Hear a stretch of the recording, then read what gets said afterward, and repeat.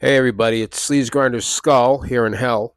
We're about to talk to North Carolina's own Blood Ritual, a black thrash rock and roll band with a new album called Do You Believe, which is going to blow your brains all over your bedroom wall.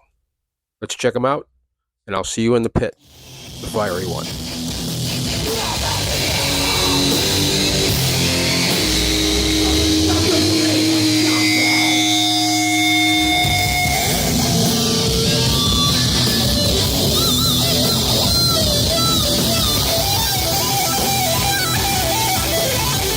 Beautiful. What I really liked about you guys, like right away, is that you're a metal band, but you're also a rock and roll band. That's the point. Yeah.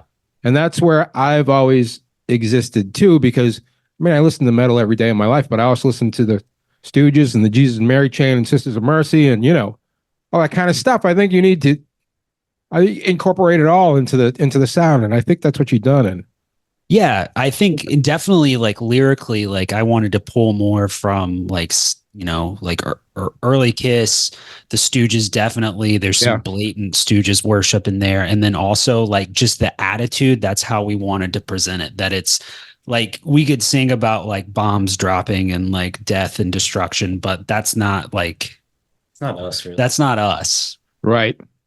Especially being from the South, and just like we have such a wide variety of influences that how it just kind of meshed is how it is. It definitely started. We were, our rhythm guitar player and I played in like hardcore bands together. And then just as we got better at playing, it shifted into writing more metallic stuff and then just straight up thrash. Yeah. And obviously Power Trip was a huge influence. So starting out, we were a little bit more Power Trip worship sounding, but as we brought in Mitchell, who has a completely different background of music, and our lead guitar player, who is like, he's so rad, but he grew up listening to like glam and hair metal. That's his thing. Yeah. So he brings that sort of vibe into it, and it just injects something very different than like what you normally would hear and stuff like this, I feel like. Yeah. Because I listen to a lot of like black metal, like just random stuff like Black Dahlia Murder. And like growing up, I also listened to a lot of like just faster like grind music and stuff like that. So I think that and my drumming kind of mixed with the hardcore and kind of metal aspects kind of gives a good sound that I feel like is unique in its own. Yeah, and this record is your first record? Yeah, we did a demo back in, it feels like it was forever ago, 2018. I think so. We recorded with Rick Contes, who used to play in Young and in the Way. And then we did like a what was it, like a single release back in 2019. But we've been sitting on these songs for a very long time, technically like pre-pandemic. And there were just so many hurdles through those years, like interpersonal stuff, the world, that it never got done. Right. And so about a year and a half ago, we were committed to getting it done and getting it out. And just finally, because now we've got like our goal is to have something else out this year, because that kind of relit the fire under our ass, and we're going for it. One aspect of it that I really liked is the production. Sounds really you got a really big sound out of that record. Oh yes, absolutely. Where we recorded the drums was at a place, and I think it's Chapel Hill, a place called Warrior Sound. And I was thinking about it the other day. I think I've played drums for like 18 years now, and I have never heard a drum set sound so big, so good than I did in that room. It just sounded immaculate, and like I think from there it was just able to build on that sound and just make it sound really big and just like really full. I really dig it. Is it a concept album?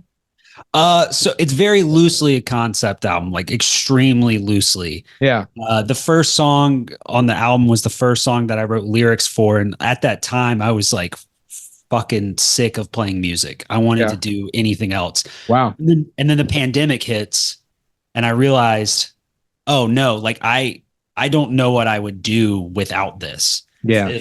This is like, it's such a integral part of who I am. I mean, I do so many other things, but it's the backbone of who I am as a person. So it shifted, and I shifted my thought about it, and we got back to playing shows, and I was like, no, I love this. This is awesome. And the album's called Do You Believe? And it's taken from American Pie. Do you believe in rock and roll? Right. And you know that the first song is kind of flipped to where it's like, do you believe in rock and roll? But I have to believe in rock and roll because I've given so much that if I stop believing in it, I don't know who I would be anymore. So it's loosely, the concept is the consequences of sex, drugs, and rock and roll. Right. You know, there's a song that is about I don't think a lot of metal bands like to talk about. There's a song 3 called Trigger Happy is a love song, but it's not a happy love song. It's more about just like how self-destructive love can be, especially how I interact with it, tending to like lose myself and stuff. But yeah, and the consequences of sex, drugs, and rock and roll. And at 30, you've given so much of your life and you've made so many mistakes, and you've just like pummeled your way through playing basements and pummeled your way through like meeting people you don't want to deal with in the scene and playing scene politics. But like at the end of the day, like I've put so much into it, like I gotta fucking stick with it. Let's talk about the cover. The cover is great. It looked to me, the cover looked like one of those carnival mirrors that you used to get. You know, you used to go to the carnival, you know, throw some darts at a balloon and they give you a carnival mirror. It's like a mirror that's got the cover of the Rat album on it. That's what this record cover looks like to me. So it was done by Lou Death, who did our logo. But he is an incredible artist, and we wanted to do something that was not like other metal albums. So I wanted it to be brightly colored. I wanted it to be very like spacey. Yeah. And I'm a big comic book guy. I own a comic book store. I write comics. That's cool. So I wanted it to look like old comics. And then I did like a first pass on coloring it. Mitchell finished it up and really like made it pop. So it was no blood, no guts. It's like brightly colored. It's neon. It's crazy. Against that, like, it's just nice brown, because everything else is like atomic bombs, like gas masks, war scenes, and like it's just nice, in my opinion, to have something.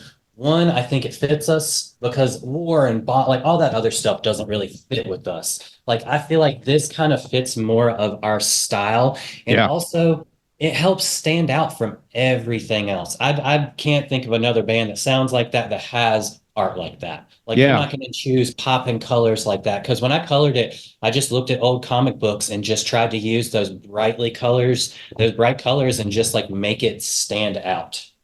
Yeah, it's a great cover. Now, the follow-up question obviously would be, is this thing gonna get a physical release at some point? Are we gonna be able to hold it in our hands? So there's CDs out and cassettes. CDs we put out ourselves. They're still available through our Bandcamp.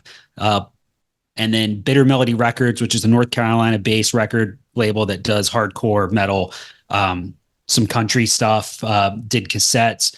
The goal is to do vinyl this year. It's just so getting everything together. Trying to self-finance vinyl is a process.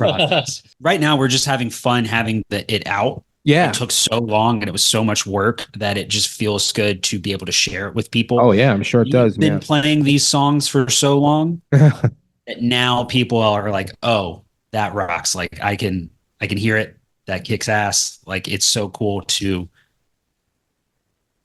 spread what we've been doing for, in our practice space for so long. It's a huge accomplishment for sure. By the way, what's the name of your comic book store? It's Acme Comics in Greensboro, North Carolina. Wow. I have 2 business partners. Yeah. Between the 3 of us, we work very long hours. Yeah, I bet. But it's fun. Oh, that's very cool, man. So, obviously there's some occulty aspects to the record, right? Sure. I would say the occult stuff is like toned down on this album just because I did want to approach it a little bit more like straight line rock and roll. Yeah. There is Seed of Destruction is heavily influenced by Mike Mignola's Hellboy. So that song pulls a lot of stuff across the entirety of his work through Baltimore, and I'm a huge Mike Mignola fan. It's so weird. I feel like in like 2024, like occult like imagery is just everywhere. It is everywhere. Yeah. And like Ghost is so big, or like, Yeah. Yeah. I can go to like the mall and buy a Slayer shirt, and I have like it's just like, it gets a little bit more of a pass. I'm not going to be West Memphis 3, but I have like a Baphomet tattoo, like covering my entire torso. Oh, and wow, the cool. only thing it does is get me dirty looks when I go to the beach. That's all it does. And no one's like, that guy is spooky. Yeah, like, right. I mean, yeah, I guess the time is over for that. Where are you guys on the hierarchy of your local scene? Are you guys the kings of the hill, or what? Where are you at? So it's really weird, because the town we live in, Greensboro, used to be like a very healthy, very vibrant scene. A lot of venues have shut down. There's not as much going on, but I'd say in town, we're pretty recognizable. Yeah. I think we're getting up there. I like seeing my own band shirt when I'm just like running errands. It is cool. Yeah. I won't say it's not, but we're good friends with like probably like such a variety of bands. There's a like punk band from this area called Dolts that are some of our best friends, a black metal band called Pazor, a band called Old Heavy Hands. They're like a Southern rock band. And those are just our friends. So we get asked to play a variety of shows, especially super locally. And then around the state, we've made this big shift in the past like year and a half, where we were the metal band playing hardcore shows. Yeah. And now we're on metal shows. Yeah. And it works out way better. Yeah. People like us better in metal shows. I feel like they're more receptive to it. And I feel like also that kind of comes down to, this might not be all the way across the board, but I feel like when you're in hardcore bands and playing hardcore shows, you kind of have a younger crowd. But now that we're getting a little bit older and stuff like that, we're more into the metal crowd, and it's seeming we still have the young kids, but we're getting more older fans and stuff like that too. Because I'm 34, and I think the youngest member, Josh, I think he's 26. So we kind of have a range of age and stuff like that. Yeah. So it's definitely nice to see the crowd kind of expand like that once we started playing those shows. We're getting a lot of doors open for us between like my job and everyone else's jobs. Like touring's not as much of an option. We're going to try and hit some, like go down to Florida this summer. But we're opening for BAT, the Municipal Waste Side Ryan Waste Project, in a couple weeks. And then I think we're going to do a gig with Necro or Necrot down the line in Raleigh. So it's going to be cool. We're getting asked to play more and more and more shows with a variety of bands, like from like we did a new wave traditional heavy metal show like a couple weeks ago, and it was just fun to be like, oh, these are the people that we were trying to target the entire time. Exactly. Right. It just took a little bit to get there. What's the biggest crowd you guys have played for so far? So I don't know. It's hard to answer. I've seen a completely packed room, but usually I don't know what you can see from behind the kit, but my distance ends at the microphone, like where the microphone ends. I can't see anything. And I have a very bad habit of, we've got videos online. I like to be a little bit of a showman. Yeah. Sometimes throwing beers, sometimes spilling beers, sometimes like, it's very Iggy Pop. Iggy Pop and would be very much like how I'm like, that's if Iggy Pop, Hank Williams, and I don't know, like Tom Araya, like all were the same thing. That's like kind of how I'm trying to do it. Yeah. With much less thought into it. So I've seen packed rooms, but nothing's the biggest differences is like what we've seen is like you're going to rooms where you have the horseshoe pit thing. People are just bobbing their heads to where you have a room full of people of all ages that are moving, that are pushing, that are having fun. Some of the best shows we played recently have been at this little venue called the Monstercade in Winston-Salem, North Carolina. And for some reason, the people that go to those shows love Blood Ritual, and coming up in hardcore, people cheering for an encore is not really a thing. Right. But when kids are begging us to play one more song, Yeah. Yeah, that was pretty cool. we're gonna try our best.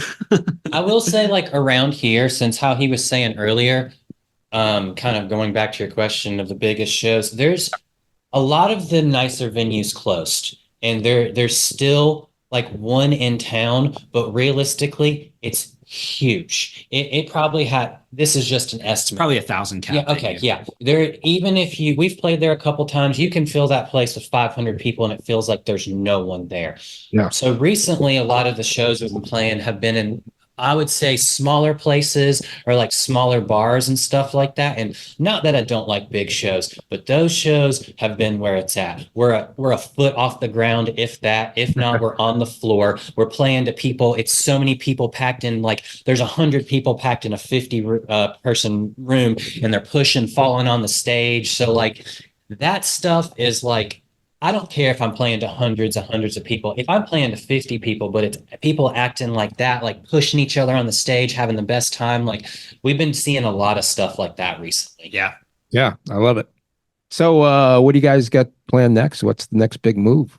We're back in like the songwriting phase. Like I said, I'd love to like release more music this year. We'll see what happens. Everyone's so busy.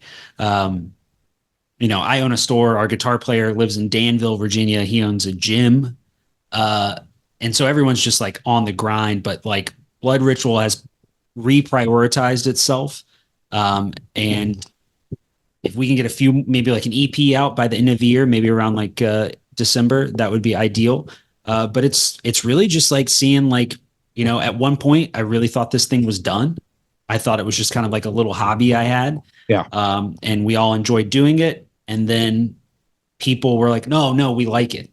It just took those years to work to that point. Yeah. You have to put in the time, you have to grind, you have to kind of, suffer a little bit, and then stuff starts showing itself around. Culturally, besides music, what do you guys is there's like something that bonds everybody together? It seems like comic books are maybe something that you guys like to. I'm definitely the comic book guy. The weird thing is we're so all Mitchell tattoos. Yeah. Are the guy who writes most of the music, like at least structuring it out, Cameron, our rhythm guitar player, he is just like a straight up like guitar nerd. Yeah. That is he eats, breathes, sleeps like playing guitar. He is one of the greatest songwriters I've ever met. I feel like, truthfully, not to interrupt you, talking about the pandemic and stuff, how it was bad, but I think that something that truly came out of it good for us was Cameron was working on writing a whole bunch. Yeah. And I think over that time of him writing during the pandemic and stuff was when he worked out a lot of these songs. And he really, in my opinion, has found his voice in that, because I played with another band for a short period of time, or just with different people, after writing these songs and stuff. And it really made me realize the caliber of musicians that I play with, and the caliber of like how they can write and make things sound good compared to just trying to jam with other people being like, what is this? Like, it's very nice to see. And like, I think it's going to go a lot smoother now when we do try to figure out kind of writing everything else again. I think the thing that really bonds us together is that I've known everyone in this band for so long. I've known Cameron for 10 plus years. I've known Mitchell almost as long. Wow. And being in a smallish town, Greensboro, it's like you walk down the street and you run into people, and it's like, oh, these are my people. It's just like an innate, natural, like, these are my people. I wouldn't want to do this with anyone else. If anyone was just like, I'm done, I'd be like, it's not the same thing. We'd have to completely like rechange how we do things. It's playing music with my best friends. I think for me would be the biggest thing, that kind of the glue for everything that I do would be skateboarding and tattooing. Oh, wow. Okay. Because Cool. I've tattooed I work at a place called Legacy Irons Tattoo, and I've worked there for like 11 years, and I've tattooed for 8. That's how I met Cameron. He worked at the shop for a little bit. I met him tattooing him. I've met Ben through Cameron and tattooing him. So a lot of the people I know in the band I met from either tattooing or just skateboarding or something like that. And then I think I actually met him skateboarding too. So a lot of that kind of like, I feel like similar interests, and then those things kind of brought us all together in those aspects for sure. Let me ask you a question. At Legacy, when you're tattooing, do you have a preferred kind of music to listen to while you're working? So the going back to earlier, how he was talking about a band called Old Heavy Hands. Yeah. Most of the people that are at the tattoo shop that I work at play music, and they also play in a band called the Old Heavy Hands, which is like singer-songwriter kind of Americana stuff. Okay. Generally, that's the kind of stuff we listen to at the shop. It's more of like along that, or like hot water music kind of stuff like that. We don't really listen to a lot of heavier stuff. I would say me and Nate, our owner, are probably the only people that listen. He listens to like doom stuff and like heavier stuff, but he doesn't necessarily listen to like thrash and stuff all the time. So it's mainly just like softer singer-songwriter kind of stuff, unless it's the day that I'm working alone, and then you're getting some stuff blasted in your face all day long. Yeah. I got most of my tattoos at a death metal tattoo shop in town. And honestly, I don't think death metal is the best Tattoo music. It's not the best tattoo music. No, it's a little fucking jarring, really. It's frantic and you're trying to like calm yourself down. Yeah, exactly. And this guy, he's inking your skin. He can't make any false moves, so right. A music that frantic is maybe not the way to go, but exactly. That's how they did it.